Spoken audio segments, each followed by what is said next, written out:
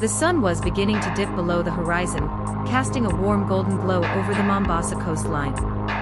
Zara walked along the beach, the sand cool under her feet, and the gentle waves brushing the shore. She breathed deeply, taking in the salty air, and closed her eyes for a moment, feeling the peace of the ocean seep into her. It was a feeling she had cherished all her life, the connection between her and the sea.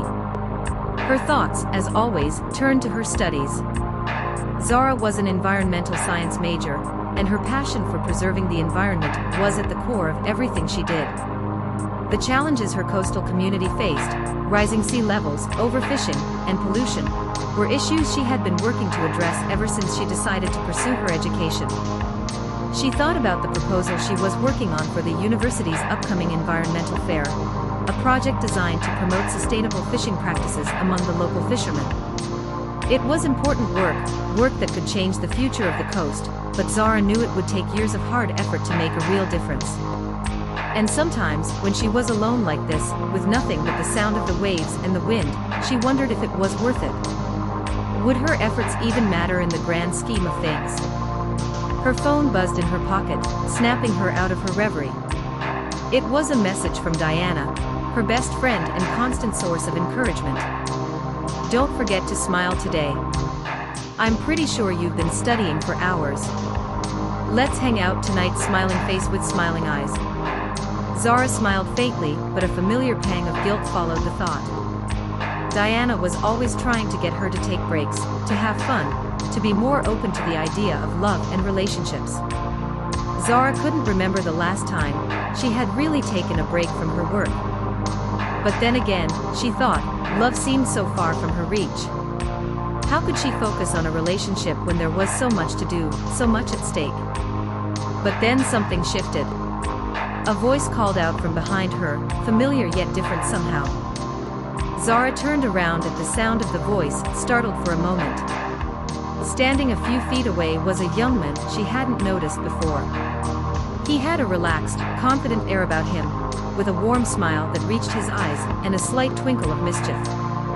He was holding a sketchbook, flipping through it idly as if nothing about the world could stress him out.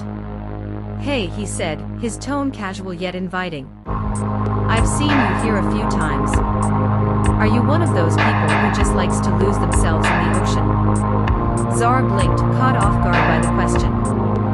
She wasn't used to strangers striking up conversations with her, especially not while she was in deep thought. She hadn't seen him around before, but there was something about his presence, something that made the air around him feel lighter. I suppose," she said, feeling a bit awkward. "I'm Zara. I just think better when I'm near the sea." The young man nodded knowingly, a grin spreading across his face. "I get that. I'm Kwame," he said, extending his hand. "I'm an art student here, and I definitely understand the need to clear your mind with the ocean's help." Zara hesitated for a second before shaking his hand. There was something about Kwame that made her feel both nervous and curious at the same time. He seemed different. He wasn't as rigid as the people she was used to, those who were always focused on their work and serious about their futures. Kwame was like a breath of fresh air, someone who wasn't caught up in the pressure of doing everything right. "You're an art student?"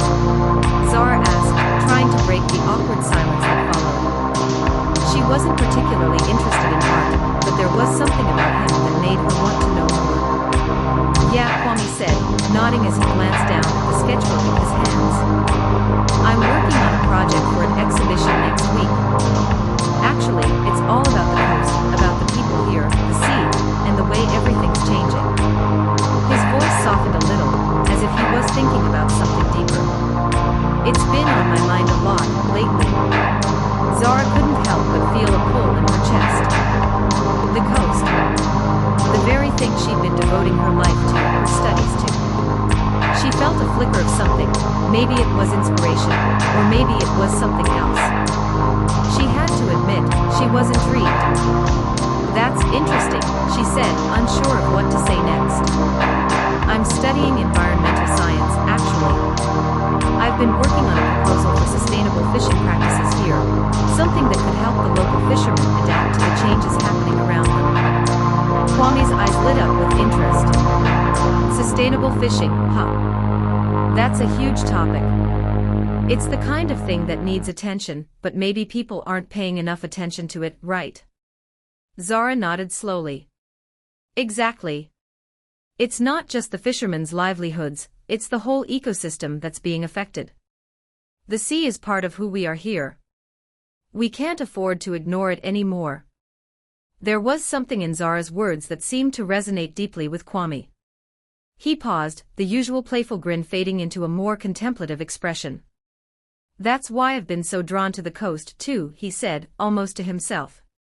I've been trying to capture what's happening, what's being lost, and what's still here.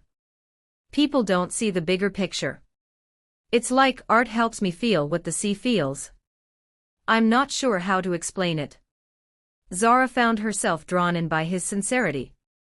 She hadn't expected to meet someone who seemed to understand the deep connection she felt with the environment, someone who could articulate it in such a way that made her feel less alone. That's really beautiful, Kwame, Zara said quietly. Your art must say more than words could ever express.